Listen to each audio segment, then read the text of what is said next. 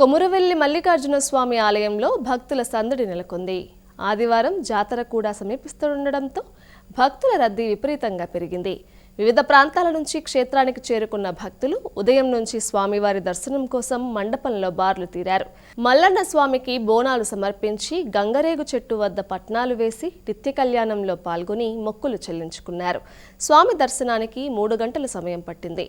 అనంతరం మల్లన్న కొండపైన ఉన్న రేణుకెల్లమ్మ, నల్లపోచమ్మ అమ్మవార్లను భక్తులు దర్శించుకున్నారు. తిరుమలలో తితిదే ఈవో శ్యామలరావు సమావేశం నిర్వహించారు. సీఎం చంద్రబాబు సామాన్య భక్తులకు పెద్దపీట వేయాలని ఆదేశించారన్నారు.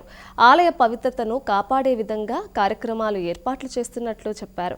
తిరుమల పర్యటనను ప్రతి భక్తుడు గుర్తుపెట్టుకునేలా చర్యలు తీసుకుంటున్నామన్నారు. అన్న ప్రసాదాలు, లడ్డూ ప్రసాదం నాణ్యత పెంచాం. భక్తులు క్యూలైన్లలో వేచి ఉండే సమయం తగ్గించామన్నారు. అలిపిరి నడక మార్గంలో సౌకర్యాలు, తిరుమలలో పార్కింగ్ సౌకర్యం పెంచామన్నారు. లడ్డూ ప్రసాదానికి స్వచ్ఛమైన నెయ్యిని వినియోగిస్తున్నాం. దేశవ్యాప్తంగా తితిదేకి 61 అనుబంధ ఆలయాలు ఉన్నట్టు తెలిపారు. కన్సల్టెన్సీ ద్వారా ఆలయాల అభివృద్ధి చేయాల్సిన అవసరం ఉందన్నారు. గౌరవ ముఖ్యమంత్రి గారి ఆదేశాల మేరకు సాధారణ భక్తుల మీద ఎక్కువగా ఫోకస్ పెట్టడం జరిగింది. సాధారణ భక్తులకి పెద్దపీట వేయాలి, వారిని జాగ్రత్తగా చూసుకోవాలి అనేది గౌరవ ముఖ్యమంత్రి గారు ఇచ్చిన ఆదేశాలు.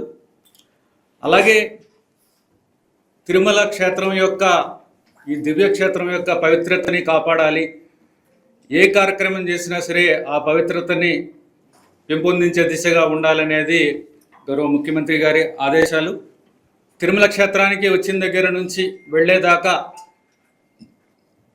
వారికి తిరుమల తిరుపతి దేవస్థానం అందించే సేవలన్నీ కూడా వారు భవిష్యత్తులో గుర్తుంచుకునేలాగా సంతోషకరంగా వెళ్ళాలనే దిశగా అన్ని చర్యలు తీసుకోవడం జరిగింది. అన్నప్రసాదం మాతృశ్రీ పెరుగుండ వెంగమాంబ అన్నప్రసాదం కాంప్లెక్స్లో అక్కడ ఇచ్చే అన్నప్రసాదాలు, అలాగే లడ్డూ ప్రసాదాలు యొక్క నాణ్యత, ఇవన్నీ కూడా చాలా బాగా పెంచడం జరిగింది.